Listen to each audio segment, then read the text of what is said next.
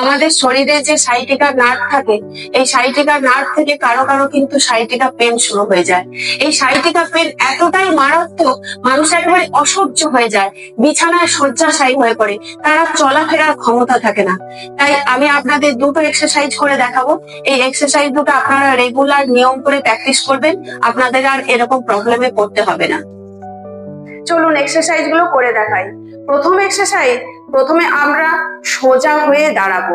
সোজা হয়ে দাঁড়িয়ে পায়ের পাতার উপর চাপ দিয়ে গোড়ালি তুলে ব্রিদ ইন করে হাত ওপরে তুলতে হবে, ব্রিদ আউট করে হাত নিচে নামাতে হবে, পায়ের পাতাও নিচে নামাতে হবে।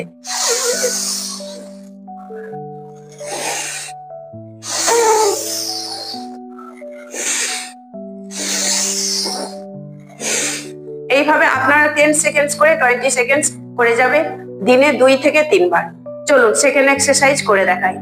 এরকম ভাবে পা দুটোকে একটু ফাঁক করে এই দিকে ঘুরে যাবেন, ডান পাটা পুরো বেন্ড করে বাঁ পায়ের পাতার উপর চাপ দিয়ে 1 2 3 4 5 6 7 8 9 10।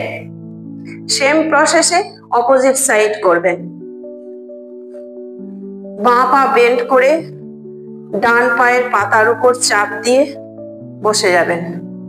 1 2 3 4 5 6 7 8 9 10। এইভাবে দিনে 2 থেকে 3 বার প্র্যাকটিস করবেন। দেখুন, ভালো থাকাটা কিন্তু পুরোপুরি নিজস্ব চয়েস। আপনি যদি মনে করেন ভালো থাকবো, তাহলে সব রকম সিচুয়েশনের মধ্যেই আপনি নিজেকে ভালো রাখতে পারবেন।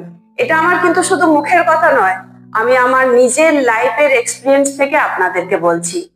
যার পায়ের পেন শুরু হয়েছে সে কিন্তু প্রথম এক্সারসাইজটা করবেন, আর যার পায়ের কোনো পেন নেই সে দুটো এক্সারসাইজই রেগুলার করবেন।